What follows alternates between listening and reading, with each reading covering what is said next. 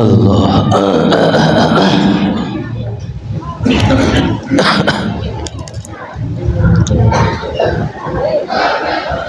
بسم اللہ الرحمن الرحیم نحمده ونصلی علی رسولہ الکریم اما بعد فاعوذ باللہ من الشیطان الرجیم بسم اللہ الرحمن الرحیم ادعونی استجب لکم صدق اللہ مولانا العظیم ان اللہ وملائکتہ یصلون علی النبی یا ایہا الذین آمنوا صلوا علیہ وسلموا تسلیما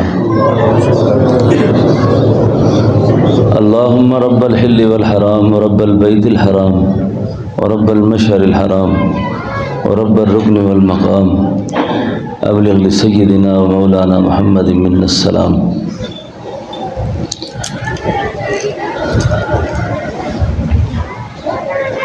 دعا سے پہلے دعا کے حوالے سے چند گزارشات آپ کی خدمت میں عرض کرنی ہے۔ دعا عبادت کا مغز ہے اور دعا مانگنی چاہیے۔ دعا میں جتنی عاجزی ہوگی، جتنی انکساری ہوگی، اس قدر دعا درجہ محبوبیت رکھتی ہے اور اسی قدر دعا درجہ قبولیت رکھتی ہے۔ عاجزی اور تواضع کے باب میں ایک دعا حدیث میں آئی ہے اور یہ دعا اللہ کے حبیب صلی اللہ علیہ وسلم نے سیدنا حضرت ابوبکر صدیق رضی اللہ عنہ کو سکھلائی ہے، اور سیدنا ابوبکر وہ انسان ہے کہ جس کا جنتی ہونا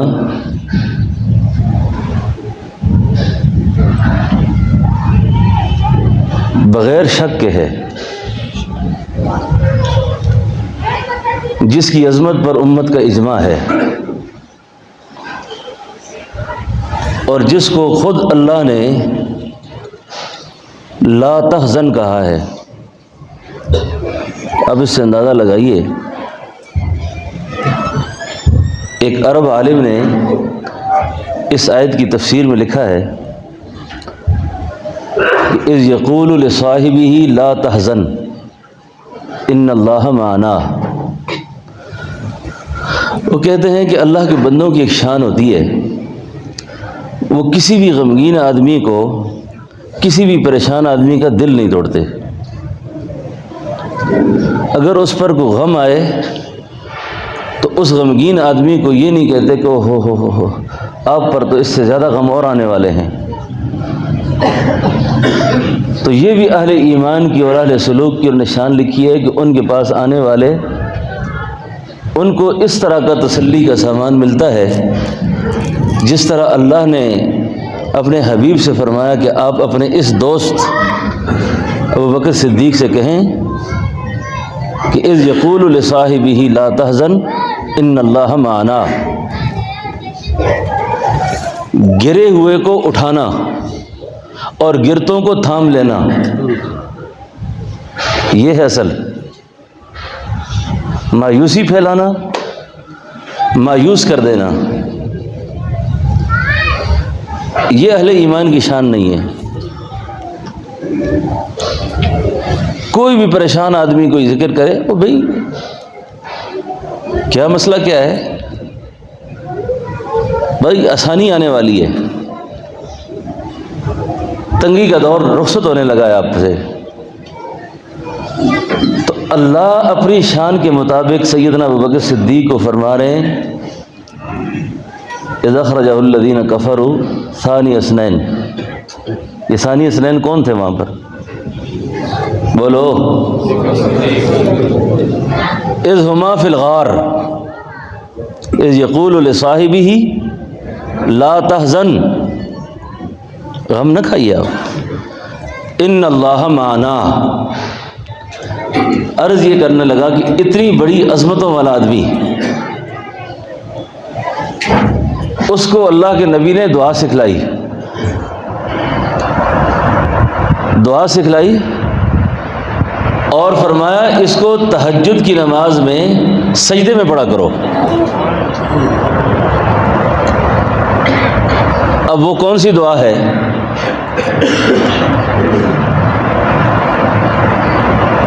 اس دعا کو یاد بھی کر لیں اور اس دعا کو پڑھا بھی کریں۔ یہ دعا وہ انسان پڑھ رہا ہے جس کی عظمتوں کے چرچے قرآن میں ہیں، جس کی بزرگی کے چرچے قرآن میں ہیں، اور وہ یہ کہہ رہا ہے، اللہ کے حبیب فرماتے ہیں یہ دعا مانگا کر، اللہم انی ظلمت نفسی، پڑھیے، اللہم انی ظلمت نفسی ظلما کثیرا ولا یغفر الذنوب الا انت فاغفر لی مغفرۃ من عندک وارحمنی انک انت الغفور الرحیم۔ اب یہ دعا کون مانگ رہا ہے؟ ابو بکر صدیق مانگ رہے ہیں اور سجدے میں مانگ رہے ہیں، اور سجدہ جو ہے اتنی محبوب ترین حالت ہوتی ہے بندے کی کہ گویا اس کا سر اس وقت اللہ کے قدموں میں ہوتا ہے، اور اللہ کے قدموں میں سر رکھ کر مسلمانوں کا پہلا خلیفہ کہہ رہا ہے، اللہ میں نے اپنی جان پر بہت زیادہ ظلم کیا۔ اور یہ بات وہ شخص کر رہا ہے جس کو نبوت سے اتنی مماثلت ہے کہ حضور نے عمر پائی 63 سال، سیدنا صدیق اکبر نے بھی عمر پائی 63 سال، آپ کو وفات سے 2 سال پہلے زہر دیا گیا، سیدنا ابوبکر صدیق کو بھی 2 سال پہلے زہر دیا گیا۔ اس طرح کی بہت ساری مماثلت، یہ ایک تفصیلی مضمون ہے، وقت نہیں ہے کہ میں اس پہ زیادہ بات کروں۔ مماثلت پہ ایک بات اور عرض کر دوں کہ سیدنا ابوبکر صدیق وہ انسان تھے کہ جنہوں نے زمانہ جہالت کے اندر بھی کوئی کام ایسا نہیں کیا جو زمانہ اسلام میں آنے کے بعد پتہ چلا ہو کہ اسلام اس کو اچھا نہیں سمجھتا، تو ابوبکر فرماتے تھے میں نے زیارت بھی نہیں کیا ہو۔ جیسے نبوت کے دامن پہ کوئی داغ نہیں تھا، اس طرح صدیق کے دامن پہ بھی کوئی داغ نہیں تھا۔ اب اتنا بڑا آدمی کہہ رہا ہے اللہم انی ظلمت نفسی، اے اللہ میں نے اپنی جان پر ظلم کیا اور بہت زیادہ ظلم کر لیا ہے، اور تیرے علاوہ بخشنے والا اب کوئی نہیں ہے، تو اللہم انی ظلمت نفسی ظلما کثیرا ولا یغفر الذنوب الا انت فاغفر لی مغفرۃ من عندک وارحمنی انک انت الغفور الرحیم۔ اور یہ ابو بکر صدیق اس دعا کو مانگتے ہیں سجدے کی حالت میں، سجدے میں مانگتے ہیں۔ تو اللہ کو پکارنا چاہیے، اللہ سے دعائیں مانگنی چاہیے۔ متکبر آدمی کی علامت یہ ہے کہ وہ دعا نہیں مانگتا۔ اور حضور کریم صلی اللہ علیہ وسلم جب دعائیں مانگتے تھے نا، دعا مانگتے تھے تو آپ سے دعا کے جو مختلف انداز اور مختلف طریقے منقول ہیں نا، اس کا صحیح مظاہر آدمی حرم میں دیکھتا ہے جا کر کہ ساری احادیث پر وہاں عمل نظر آتا ہے، کوئی مالکی ہے، کوئی شافعی ہے، کوئی حنبلی ہے، کوئی حنفی ہے، اور ان تک جو روایات حدیث کی پہنچی ہیں کہ حضور ایسے دعا مانگتے تھے، تو وہ سارے مناظر نظر آتے ہیں۔ قیام اللیل ہوتا ہے وہاں پر، تو میرے ساتھ ایک مالکی کھڑا تھا نماز میں، اس نے دعا کے دوران یوں ہاتھ کھڑے کر دیا اور چلایا بہت زیادہ، چیخا، رویا۔ صحابہ فرماتے ہیں کہ جب حضور کبھی دعا میں یوں ہاتھ اٹھاتے تھے تو آپ کے بغل مبارک ظاہر ہوتے تھے۔ دعا مانگنی چاہیے، اور دعا مانگنا ادعونی استجب لکم، پکارو مانگو اللہ سے۔ کتنا مانگو، کتنی بار دعا مانگو؟ میں نے حضرت جی صاحب رحمۃ اللہ علیہ سے ایک دفعہ عرض کیا، میں نے کہا حضرت دعا کتنی دیر تک مانگنی چاہیے آدمی کو؟ آپ کو بات میری سمجھ آئے تو پھر میں آپ سے کچھ سننا چاہوں گا۔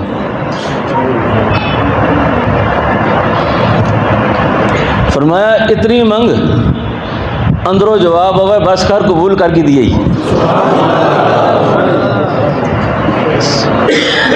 اتنا مانگو اتنا مانگو اتنا مانگو کہ اندر سے جواب آئے بس کر۔ ہم تو مائل بکرم ہیں کوئی سائل ہی نہیں، راہ دکھلائیں کسے کوئی راہ رو منزل ہی نہیں، ان کو شکوہ ہے ہمارا مدعا ملتا نہیں، دینے والے کو گلہ ہے گدا ملتا نہیں۔ بے نیازی بندے کی دیکھ کر کہتا ہے وہ، دینے والا دے کسے کوئی دستے دعا ملتا نہیں، کوئی دستے دعا ملتا نہیں۔ اور کس کی مانگنے کی شکل ہے؟ تو میں ہے کو مانگنے والا؟ اللہ والوں نے بھی دعائیں مانگی، صحابہ نے بھی مانگی، انبیاء نے بھی مانگی۔ ہمارے سامنے ایک ذخیرہ موجود ہے، دعا کے لیے کوئی عمر نہیں۔ اب زکریا علیہ السلام نے جس وقت اپنا وارث مانگا تھا اسباب کی دنیا میں، غور کرو تو وہ عمر تھی مانگنے کی؟ بڑھاپے میں کسی کی اولاد ہوئی ہے؟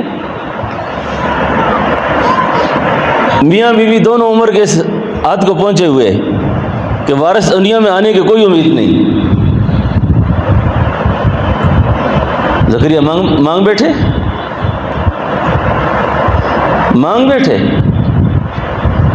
اللہ نے کیا کہا؟ اللہ نے فرمایا یا زکریا، سیدھی بات ہے، یا زکریا انا نبشرک بغلام اسمہ یحییٰ۔ ہمارے حضرت اس کا معنی کرتے تھے زکریا پتر دے سہیں تے پر نہ آپ رکھ سہیں۔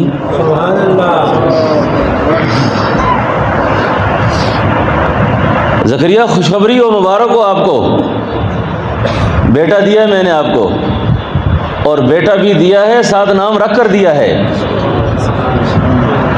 اب یہ دعا کس موڑ پہ مانگی گئی؟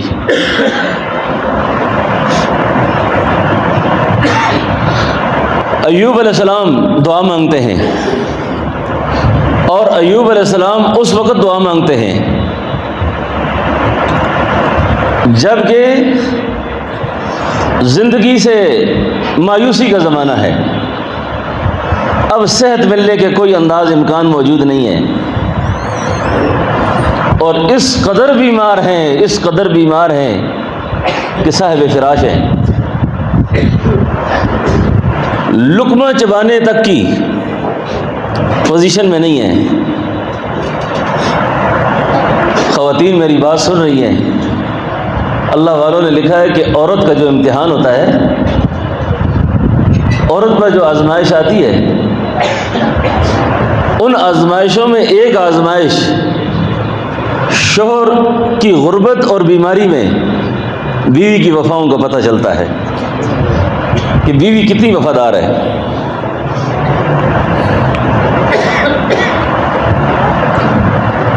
لگے ہاتھوں ایک بات عرض کر دوں، عورتوں کی جو ناشکری کی بیماری ہے نا، تو ایک خاتون نے مجھے کہا حضرت دعا کریں میرا شوہر بڑا بیوقوف آدمی ہے، بیوقوف ہے۔ کتنی غلط بات ہے یہ۔ رات کو جیسے حضرت فرما رہے تھے نا آج کل کہ جدت کا زمانہ آ گیا، عورتیں اپنے خاوند کا نام لیتی ہیں۔ امہات المومنین ازواج مطہرات کسی نے بھی کبھی اللہ کا نام نہیں، نبی کا نام نہیں لیا۔ یہ احترام ہے شوہر کا، یہ خاوند کا احترام ہے۔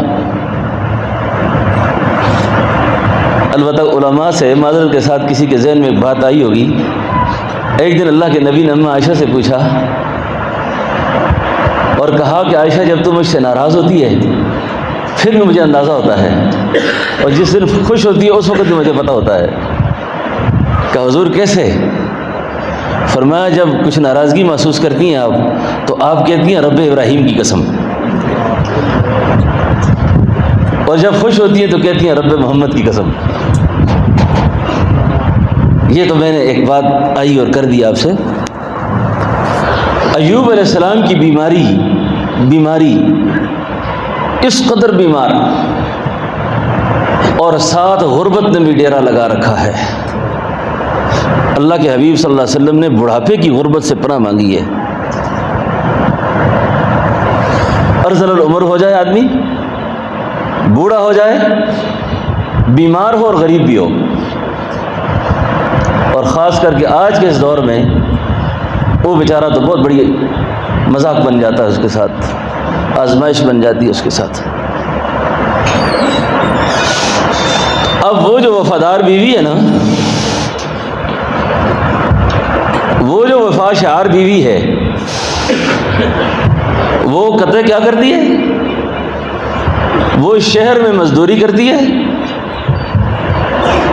اور مزدوری کر کے آٹا کما کر لاتی ہے، اور حلوہ بناتی ہے، نرم نرم لقمے بناتی ہے، اور نرم لقمے بنا کر ایوب علیہ السلام کے منہ میں ڈالتی ہے۔ آپ کے منہ میں جب وہ لقمے ڈالتی ہے نا، ایک دن ایوب علیہ السلام ان سے کہنے لگے اپنی بیوی سے، ارشاد ہوا، فرماتے ہیں اے اللہ کی بندی مجھے قضائے حاجت ہے، مجھے تقاضے کے لیے جانا ہے، مجھے باہر لے جا۔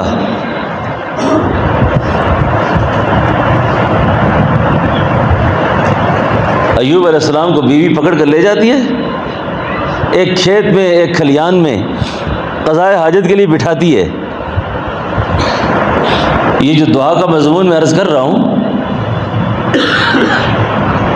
ایک عارف نے کہا سن لے اے دوست جب ایام بھلے آتے ہیں، سن لے اے دوست جب ایام، میری طرف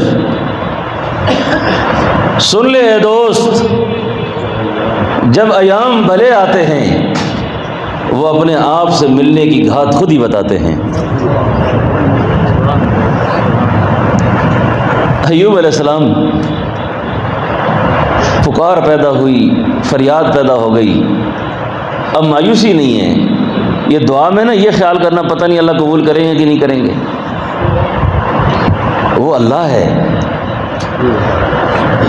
وہ نابود سے بود کرتا ہے، عدم سے وجود بخشتا ہے۔ اللہ کے خزانے میں کس چیز کی کمی ہے؟ مانگو اور دیوانے ہو کے مانگو، پڑ جاؤ پیچھے۔ ایوب علیہ السلام دعا کرتے ہیں، اب حالات کیا ہیں؟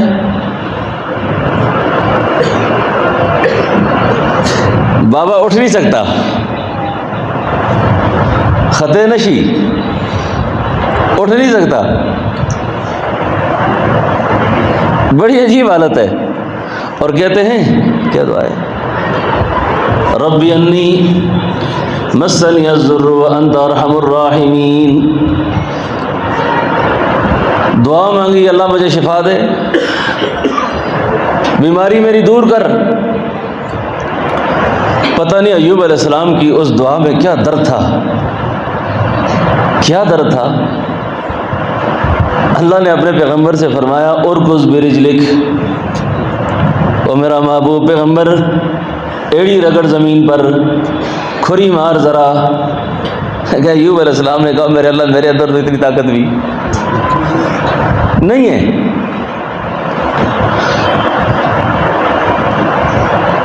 اللہ نے شفا دے دی، اٹھ کھڑے ہوئے، ایک صحت مند جوان کی طرح چل رہے ہیں۔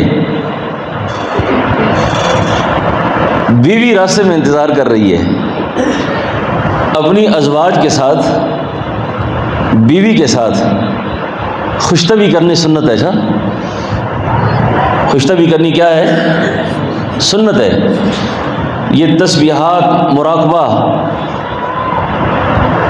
یہ گھر کے اندر جانے کی والی سنت نہیں ہے۔ ہم میں سے جو زیادہ بزرگ ہو جائے نا تو وہ بیوی کے سامنے بہت سیریس بیٹھتا ہے۔ بیوی کو آپ کا سیریس ہونا پسند نہیں ہے، زیادہ سنجیدہ ہونا اچھا نہیں لگتا۔ وہاں کی کیا سنت ہے؟ آپ سلام کرو، مسکراؤ، اچھے انداز سے بات کرو، جو انسانیت ہے۔ خیر، ایوب علیہ السلام آ رہے ہیں نا، بیوی سے خوشطبی کرنے کا دل کیا۔ اب بیوی جو راستے میں کھڑی ہے نا، وہ ایوب علیہ السلام کو دیکھ کر کہہ رہی ہے اس طرح میرا خاوند گیا تھا، تو نے دیکھا تو نہیں اس کو؟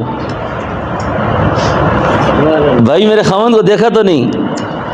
ایوب علیہ السلام بیوی سے خوشطبی کر کے کہتے ہیں بھلا وہ تیرا خاوند کیسا تھا؟ کیسا تھا؟ اتنی خوشطبی کی، آگے اللہ نے منع کر دیا۔ فرمایا محبوب پیغمبر یہ پہلے سے بہت پریشان ہے، اس کو مزید کوئی بات نہ کریں اس سے۔ پوچھا کیسے تھا وہ آپ کا خاوند؟ ایوب علیہ السلام نے آگے سے بیوی نے جواب دیا جوانی میں اس کے یہ گال بالکل تیری طرح تھے، جو اس کے شباب کا زمانہ تھا وہ بالکل تیری طرح تھا۔ اس نے کہا اللہ کی بندی میں ہی ایوب ہوں، میں ہی ایوب ہوں۔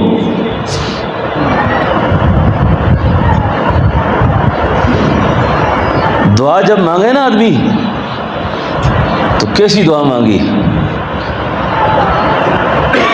میرا پیغام پہنچا دیا جا کے مکان سے لامکان، میرا پیغام پہنچا دیا جا کے مکان سے لامکان، اے میری آہ بے نوا تو نے کمال کر دیا، سبحان اللہ، اے میری آہ بے نوا تو نے کمال کر دیا۔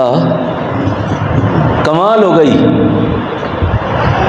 کھڑے ہو گئے ایوب علیہ السلام، صحت مند ہو گئے۔ تو عرض یہ کر رہا کہ دعا مانگنے کا سلیقہ، دعا مانگنے کا ڈھنگ، دعائیں مانگنی چاہیے اللہ سے، اور اللہ خود فرماتے ہیں ادعونی استجب لکم،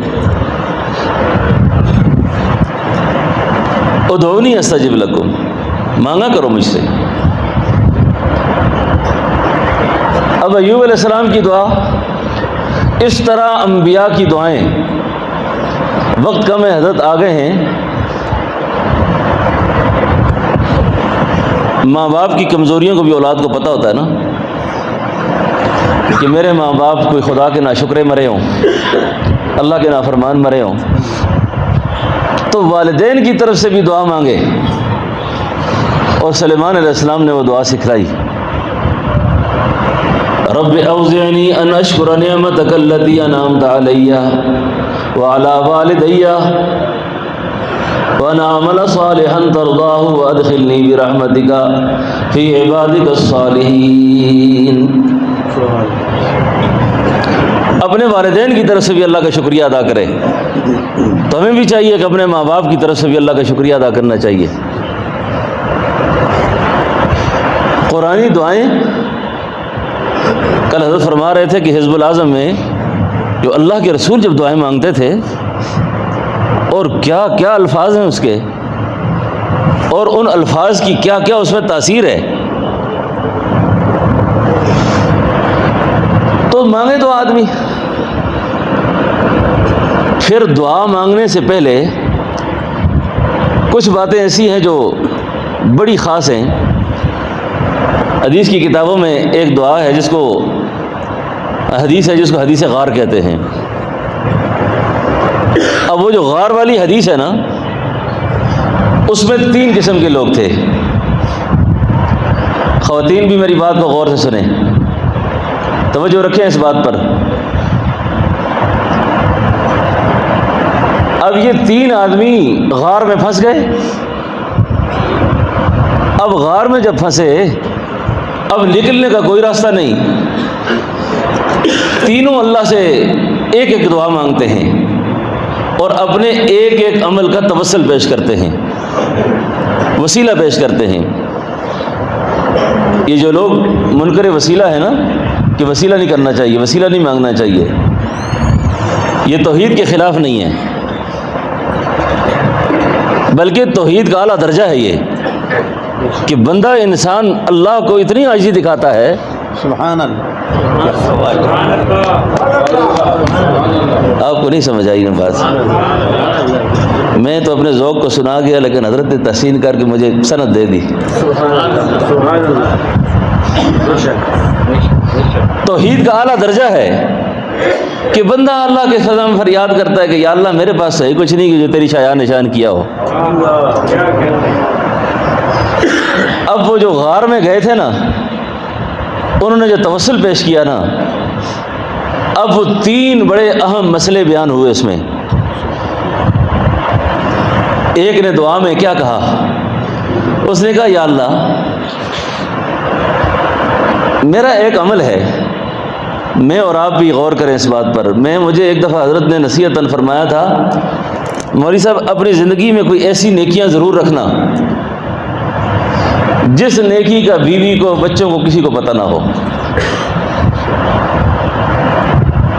جس کے ساتھ وہ نیکی کی ہو اس کو پتہ ہو اور اللہ کو پتہ ہو.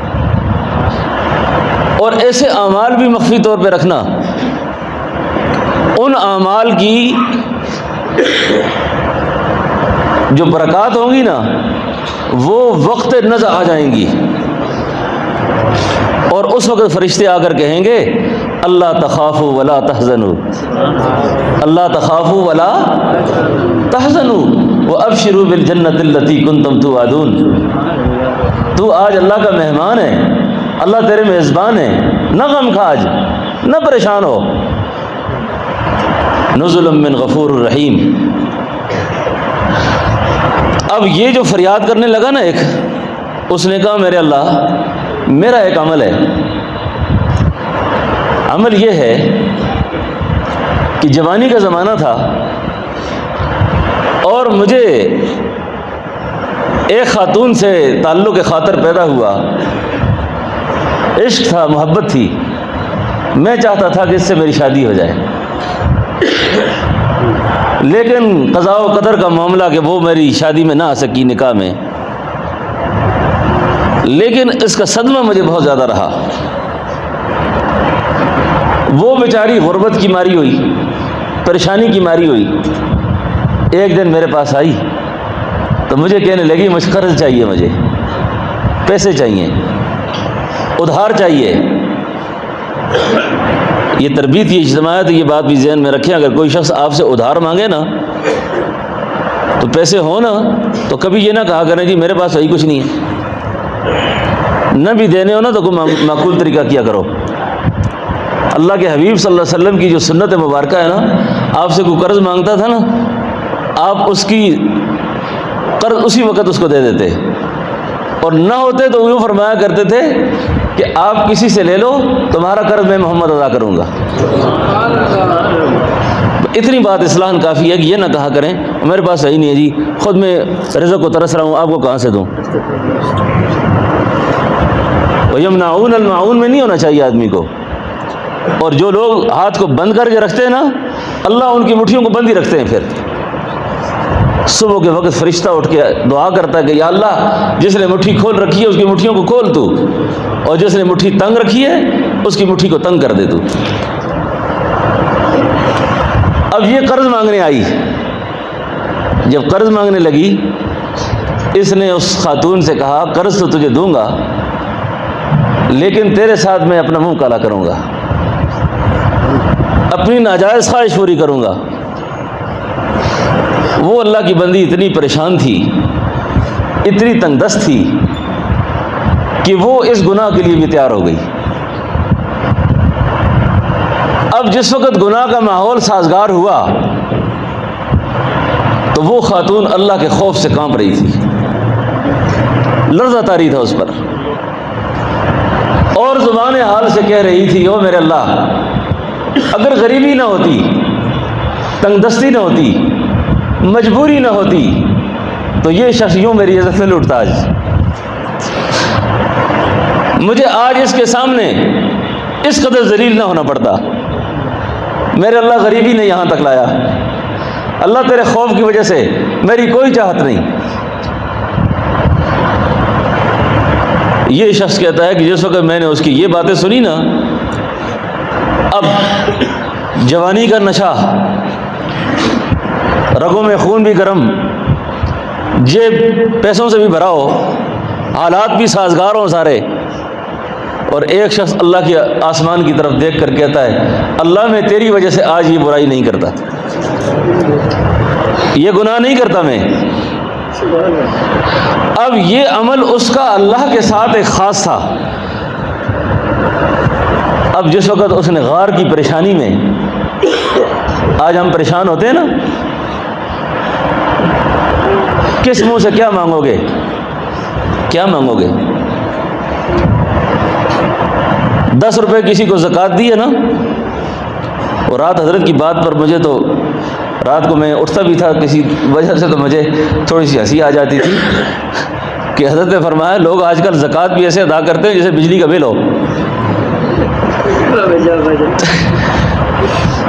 اللہ کے نام پر بھی دینا ایسا لگتا ہے جیسے بجلی کا بل پے کرتا ہے آدمی۔ تو اب کسی کو کچھ تھوڑا بہت دیا،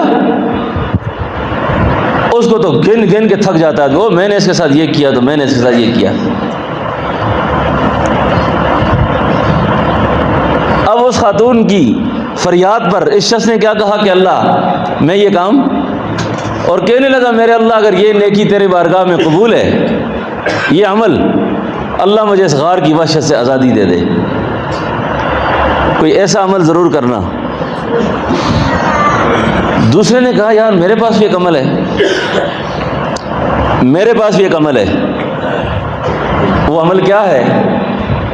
اس نے کہا یا اللہ میرے بوڑھے والدین تھے، بوڑھے والدین، یہ بات میں سالکین سے کرتا ہوں، شیخ سے محبت ہوتی ہے، پیر سے محبت ہوتی ہے، استاد سے محبت ہوتی ہے، اور یہ محبت جس وقت درجہ عقیدت کی انتہا کو نہ پہنچے اور شیخ کے ارادے میں بندہ فنا نہ ہو، شیخ کی منشا اور مشیت کو نہ سمجھتا ہو، اس وقت تک بارگاہ خداوندی سے یہ فیضیاب نہیں ہو سکتا۔ لیکن اس سے اونچا مقام ماں باپ کا ہے۔ ماں باپ کا کیا مقام ہے؟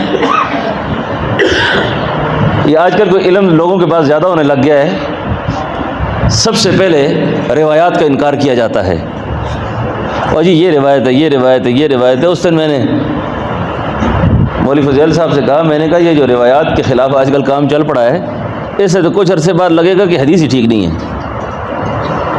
یہ بھی بہت بڑا فتنہ ہے، اگا رہی ہو فتنوں سے بھی، اگا رہی ہو فتنوں سے۔ ماں نماز کے اندر آواز دے دے نفلی نماز میں، تو نماز توڑ کر کہو اماں کیا کہہ رہی ہو، ابا جی کیا کہہ رہے ہیں آپ؟ اب شیخ اگر آواز دے تو آپ کو نماز نہیں توڑنی، لیکن ماں باپ کی اتنی زیادہ عظمت ہے۔ اب یہ جو آدمی دعا مانگتا ہے نا، تو کہنے لگا اے اللہ بوڑھے والدین تھے میرے، بوڑھے، میں بکریوں سے دودھ نکالتا تھا،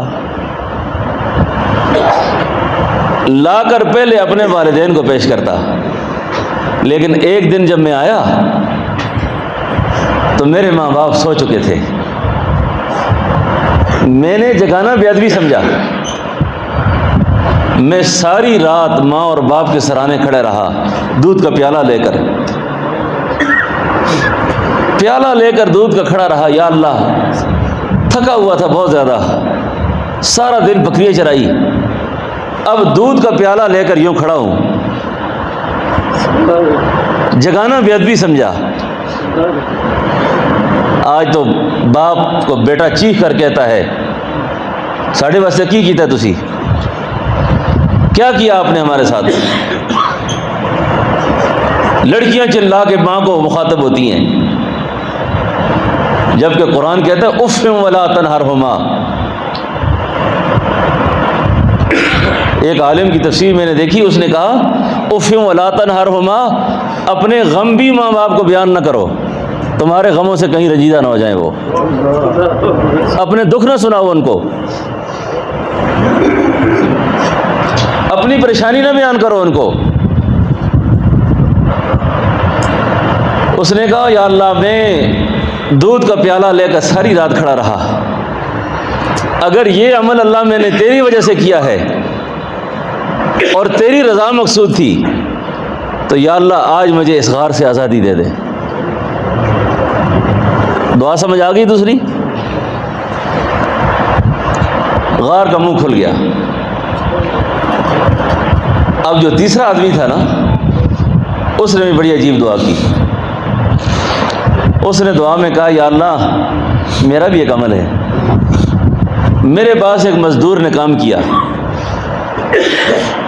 ہمارے پاس کوئی مزدور کام کرے اور پیسے مانگے نا، کہتے کل آئیں، کل آ جائے نا، کہتے شرم نہیں آتی تجھے تنخواہ ہوئی ہے میری، پرسوں آنا۔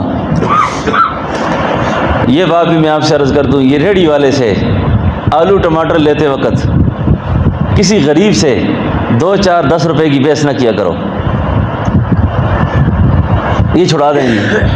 نہ تمہارے 10 روپے چھوڑنے سے تم امیر ہو گئے، اور نہ تمہارے 5 روپے اس مسکین کو دینے سے وہ کوئی بادشاہ بن جائے گا، لیکن تمہارے اخلاق اور کردار کا تھوڑا سا اندازہ ہو جائے گا کہ تمہارے اندر اللہ نے کتنی صفات رکھی ہیں۔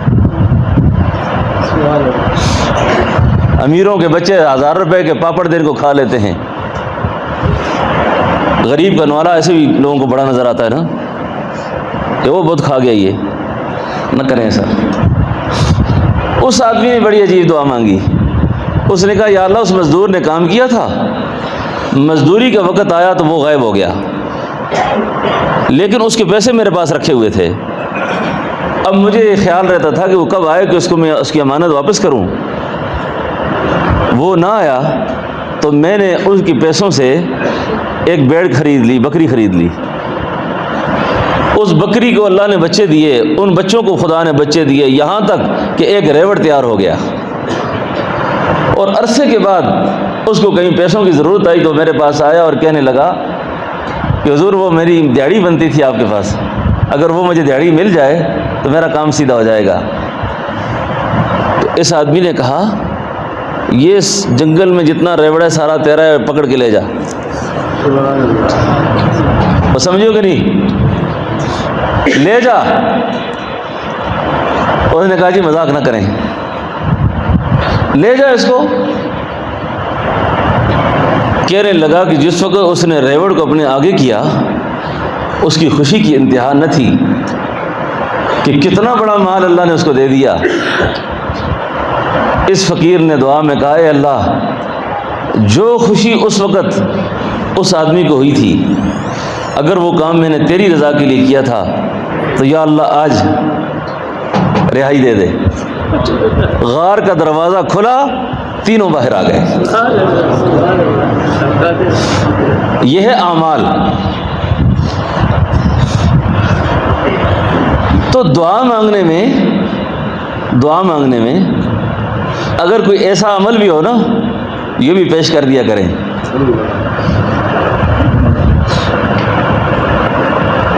اور دعا میں نے توسل کا ذکر کیا تھا۔ یہ عقائد کے بگاڑ کا دور بھی ہے کہ لوگ ان چیزوں کو، کل میں نے مسئلہ الہ بیان کیا تو رات مجھے ایک آدمی نے میسج کیا، کہتا جی کل آپ سے توحید سن کر میں نے تو مجھے خیال ہی نہیں تھا کہ پیر بھی ایسی توحید بیان کرتے، پیر بھی ایسی باتیں کرتے، اور ساری باتیں آپ اپنے خلاف کی۔ میں نے کہا مسئلہ الہ، مسئلہ توحید، یہ تو تمام انبیاء کا سبق ہے، اور ہمارے اکابر اور اسلاف، طریقہ عالیہ، نقشبندیہ، مجددیہ، اس کے مشائخ تو سلوک کا اعلیٰ درجہ کہتے ہیں اس کو، اس کے بغیر تو سلوک چلتا ہی نہیں ہے۔ اب توحید کی آڑ میں رسالت کا مضمون کم بیان کرنا یا رسالت کو بیان کرنا تو توحید کو چھوڑ دینا، یا اس کے ساتھ جو مسائل متعلق ہیں ان کو نہ سمجھ کر اس کو توحید کے خلاف سمجھنا، یہ بڑی جہالت کی بات ہے۔ اب جو توسل ہے نا، اس پر جو بات میں نے عرض کی کہ یہ جو وسیلے سے دعا مانگتا ہے نا آدمی، تو یہ وسیلے سے دعا مانگنا ہمارے تمام اہل سنت کے عقائد کی جتنی کتابیں ہیں، تمام بزرگوں نے اس مسئلے کو لکھا ہے کہ یہ معاملہ توحید کے خلاف نہیں ہے، اور یہ جملہ یاد رکھیں گے، توحید کا اعلیٰ درجہ ہے، توحید کا۔ اب دعا مانگے آدمی توسل سے بھی، اس وقت مجھے ایک واقعہ یاد آیا ہے، واقعہ ہے حضرت سلطان محمود غزنوی رحمۃ اللہ علیہ کا۔ یہ سلطان محمود غزنوی کون تھے؟ یہ مسلمان بادشاہوں میں پہلا آدمی ہے جس کو سلطان کا خطاب ملا ہے، اس سے پہلے سلطان کسی کے ساتھ نہیں تھا۔ یہ مرید تھا حضرت ابو الحسن خرقانی رحمۃ اللہ علیہ کا، اور جس وقت حضرت کی خدمت میں آیا تھا تو بڑے تحائف لے کر آیا اپنی شاہی شان سے۔ تحائف سامنے رکھے تو حضرت نے ایک فقیر سے فرمایا جاؤ لنگر سے روٹی اٹھا کے لاؤ۔ جب روٹی اٹھا کے لائی تو خوش ٹکڑا تھا، کہا کھاؤ اس کو۔ لقمہ منہ میں ڈالا، خلق سے نیچے نہ اترا۔ کہا کیا ہو گیا؟ کہا حضرت یہ خلق سے نیچے نہیں اتر رہا۔ فرمایا جیسے وہ نہیں اتر رہا نا، اس طرح یہ میرے خلق سے نیچے نہیں اتر رہا۔ بات سمجھ گئے میری؟ اللہ والوں نے دنیا والوں کو بے نیازی کی لات ماری ہے۔ کل مجھ سے ایک بات رہ گئی تھی نا، اللہ نے ہمیں ایسے اکابر و اسلاف دیے تھے، برطانیہ کا شاہی خزانہ جن کی جوتی کی نوک نہیں خرید سکا، یہ اہل توحید تھے، ان کے سینے میں اللہ تھا۔ دنیا کے 48 ممالک ان فقیروں کو جھکا سکے؟ یہ کل بات رہ گئی تھی مجھ سے۔ جھکایا کسی نے؟ ہاتھ جوڑ کر گئے ہیں۔ نسلوں کو بھی کہا نہ آنا پھر ادھر کبھی۔ جب آدمی کا تعلق اللہ سے ہوتا ہے نا تو پھر اس کے دل میں مخلوق کا رعب نہیں ہوتا، اور جب اللہ سے تعلق کٹتا ہے مخلوق کا خوف اللہ دل میں پیدا کر دیتے ہیں۔ ایک خاتون نے آ کر مولا عمر سے کہا تھا کہ میں نے تمہارے بارے میں ایک مبشر خواب دیکھا ہے کہ تمہیں دیکھ کر کو کہہ رہا ہے فمہل الکافرین امہلہم رویدا۔ مولا عمر کہنے لگا فتح ہماری ہے انشاءاللہ، کوئی مسئلہ نہیں، ان کافروں کو ایک دفعہ زمین پہ آنے دو، ان کو آنے دو، پھر دیکھتے ہیں ہم کیا ہوگا۔ خیر سلطان محمود غزنوی کہنے لگا حضرت ہضم نہیں ہو رہا لقمہ۔ فرمایا تجھ سے وہ نہیں ہضم ہوا، مجھ سے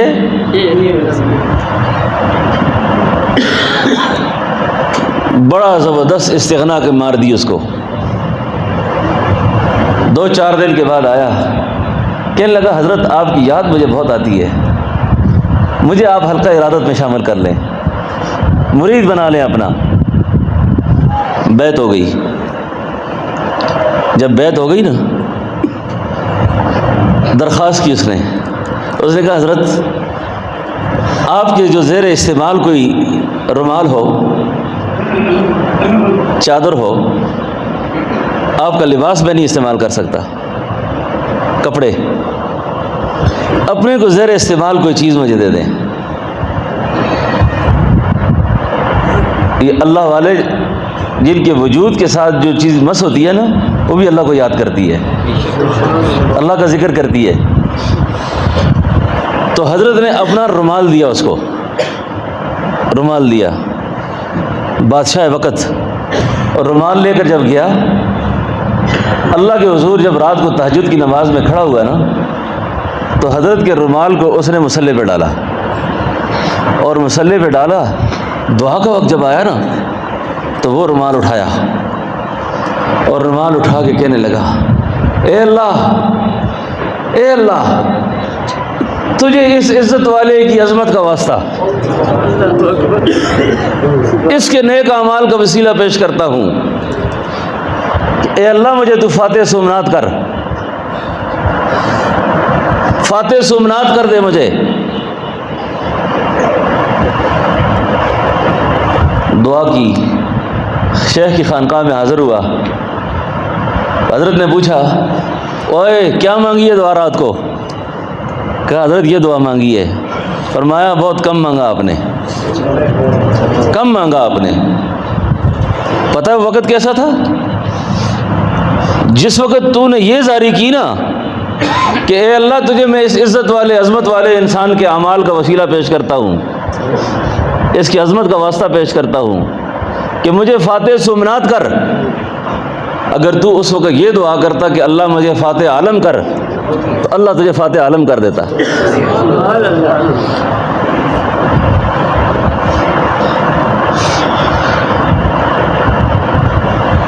آگے بھی ایک بات مکمل کر دوں، بعد ان کا مزار جو ہے نا غزنی میں ہے، غزنی،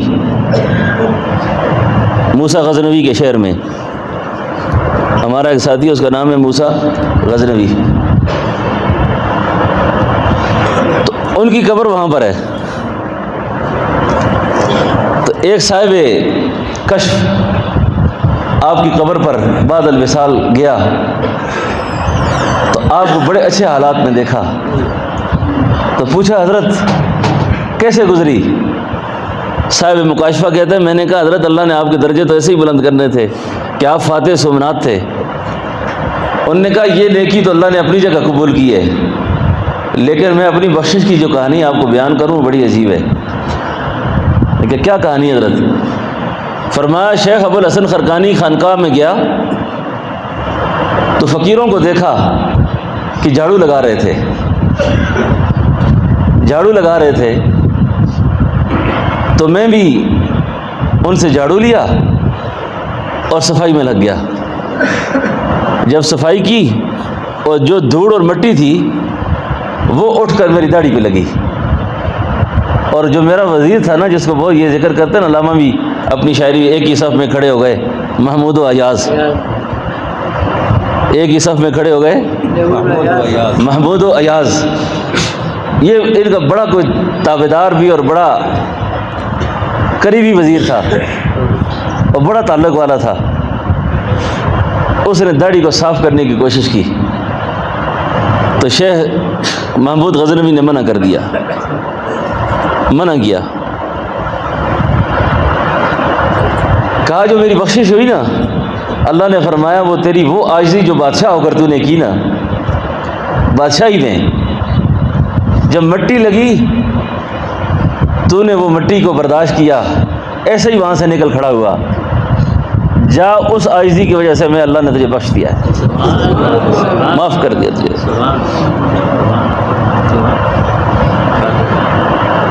یہ ہماری سال کے بعد کی ملاقات الحمدللہ آج جمعرات، جمعہ، ہفتہ، اتوار، پتہ ہی نہیں چلا چوتھا دن پہنچا ہے آج، اور بڑا اچھا وقت الحمدللہ ہمارا گزر گیا۔ آپ احباب کی جو خدمت کا حق تھا، جو کرنا چاہیے تھا وہ ہم سے نہیں ہو سکا۔ آپ بہت دور دور سے آئے تھے، خواتین بھی، آپ حضرات بھی، جس نیت و جذبے سے آپ آئے، بس میں آپ کے لیے یہی دعا کروں گا، یہی دعا کروں گا کہ اللہ آپ سب کو اپنا محبوب بنا دے، اللہ سب کو محبوب بنا دے، اور اللہ اس وقت تک آپ میں سے، مجھ میں سے کسی کو اپنے پاس نہ بلائے جب تک اللہ ہم سے راضی نہ ہو جائے۔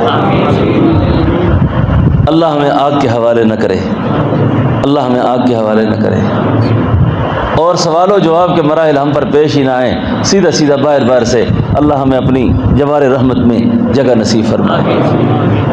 اور جو دنیا کی زندگی ہے اس میں بھی یہ دعا ہے کہ اللہ دکھوں سے، غموں سے، پریشانیوں سے ابتلاؤں سے اللہ ہم سب کی حفاظت فرمائے۔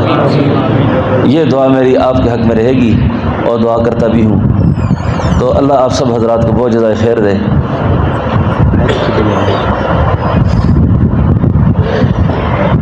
جی کچھ ساتھی توبہ پڑھنا چاہتے ہیں حضرت؟ توبہ پڑھنا چاہ رہے ہیں کچھ دوست؟ جی ضرور بسم اللہ۔ میں یہ کہنے والا تھا، اگر آپ نہ کہتے تو 1 منٹ کے بعد میں کہنے والا تھا۔ کچھ حضرات توبہ پڑھنا چاہتے ہیں، بیعت ہونا چاہ رہے ہیں، تو میں کلمات توبہ پڑھا رہا ہوں اور انشاءاللہ اس کے بعد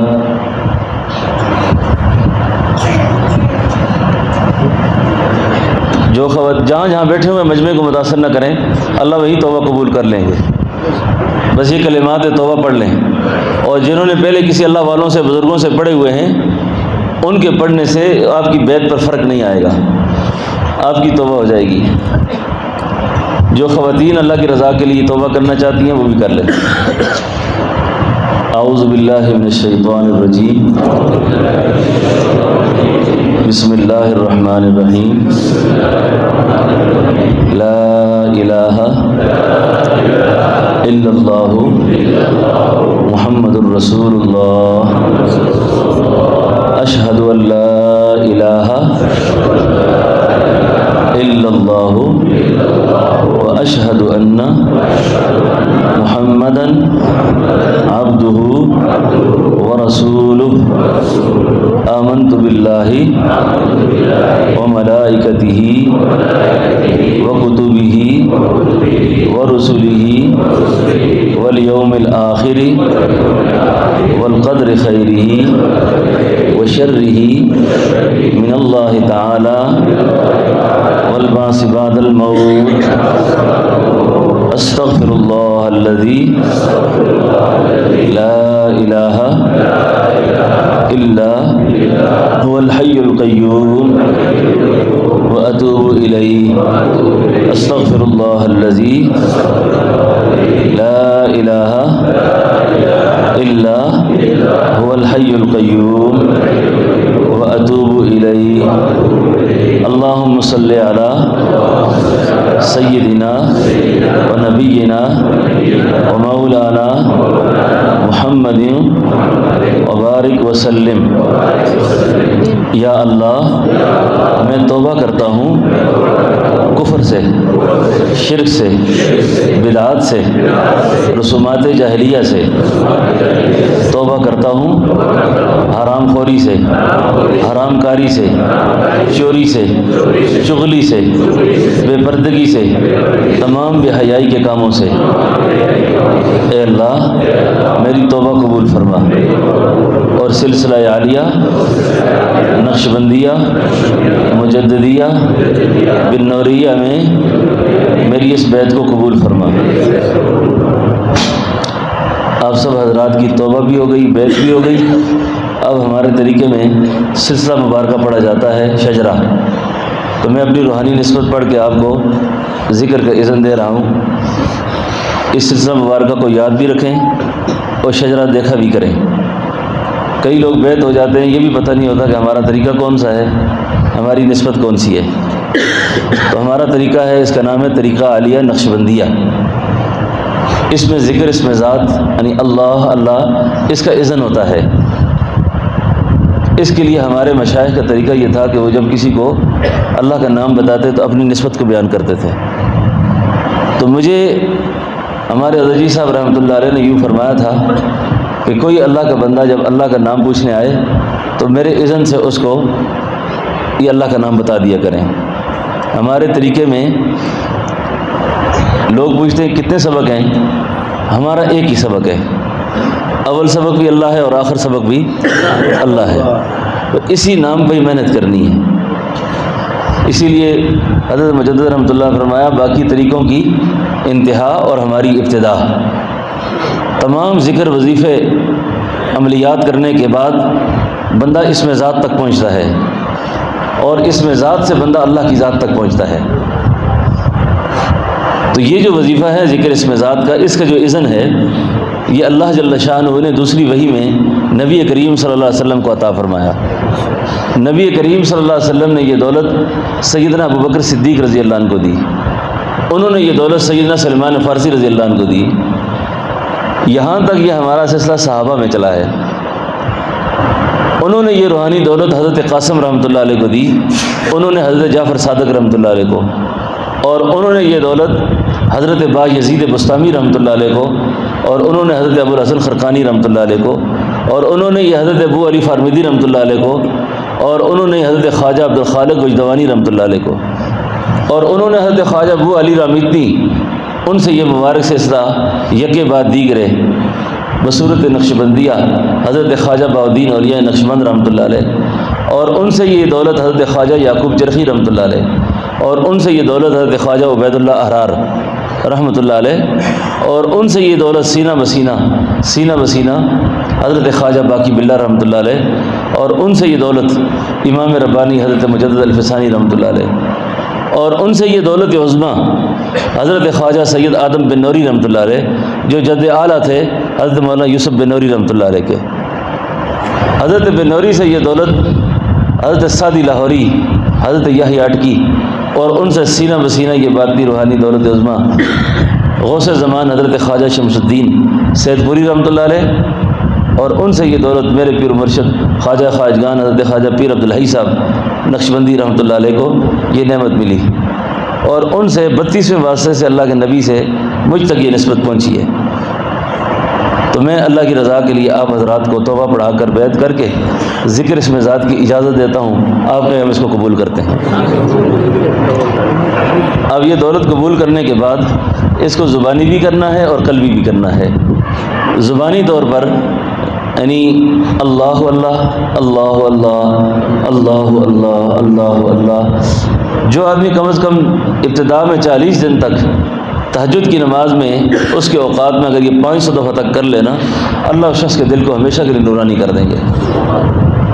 یعنی اس اسم ذات کو یک ضربی طور پر بھی کیا جا سکتا ہے، اور اس کے علاوہ نفی اثبات یعنی لا الہ الا اللہ لا الہ الا اللہ لا الہ الا اللہ، پھر الا اللہ الا اللہ الا اللہ، پھر اللہ اللہ اللہ اللہ، اور اسی طریقے سے پھر اسی نام کا مراقبہ، آنکھیں بند کر کے دل کے اوپر تصور کر کے دل کے اوپر خیال رکھنا کہ اللہ کا مبارک نام میرے دل پہ لکھا ہے، میرا دل کر رہا ہے اللہ اللہ اللہ اللہ۔ یہ تمام حضرات کو اس کا اذن ہے، اجازت ہے، اسی طریقے سے کیا کریں۔ اور اس کے علاوہ درود شریف ہے اور استغفار ہے، تلاوت قرآن شریف ہے۔ میں اکثر عرض کرتا ہوں کہ 2 وظیفوں میں رسوخ پیدا ہو جائے پہلے، باقی تسبیحات معمولات کرتا رہے۔ ایک وظیفہ اللہ کا ہے اور ایک وظیفہ نبی کا ہے۔ اللہ کا وظیفہ ہے درود شریف، اللہ کا وظیفہ کیا ہے؟ درود شریف، اور نبی کا وظیفہ ہے اللہ اللہ اللہ۔ اللہ اللہ کرنے سے اللہ سے جان پہچان پیدا ہوگی، درود پڑھنے سے نبی سے جان پہچان پیدا ہو جائے گی۔ تو یہ 2 کام کریں، باقی تسبیحات معمولات کو اپنے اپنے اوقات میں کریں، ٹھیک ہے نا انشاءاللہ۔ تو اللہ رب العالمین سب کو ذکر کی دائمی اللہ توفیق نصیب فرمائے۔ جمعرات کو انشاء ہمارا حلقہ ہوتا ہے، قریب والے ساتھیوں کے لیے تو آسانی ہوتی ہے، اور دور والے ساتھی ان کو جن کو اجازت ہو گئی ہے وہ اپنے اپنے مقامات پر اسی طریقے سے اپنے معمولات کریں، اور جتنے ساتھی جہاں جہاں اپنی ان کی خانقاہیں ہیں کام کر رہے ہیں، وہ اس بات کو نہ دیکھا کریں کہ جی حلقے میں آیا ہی کوئی نہیں ہے، کیا کریں، کوئی آیا یا نہیں آیا، آپ خود بیٹھ جایا کریں اور خود حلقے کا اہتمام کریں، اپنے گھر والوں کو ذکر بتایا کریں اور بیٹھ کے ذکر کیا کریں، ٹھیک ہے نا۔ تو بس اس وقت تک کی جو میری گفتگو تھی وہ مکمل ہو گئی ہے، اللہ رب العالمین اس کو قبول فرمائے۔ اب دعا کا وقت ہے جی، دعا کے لیے سے پہلے کوئی آپ کی خدمت میں کچھ اعلان ہے وہ سن لیں، اور اس کے بعد انشاءاللہ حضرت کا وعظ اور دعا ہوگی انشاءاللہ۔